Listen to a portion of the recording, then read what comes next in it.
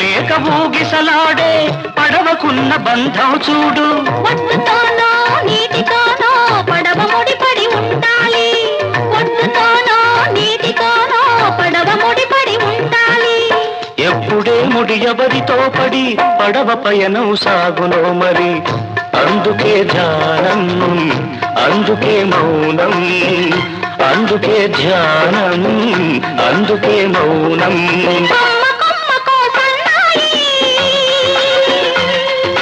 కోటి రాగాలు ఉన్నాయి.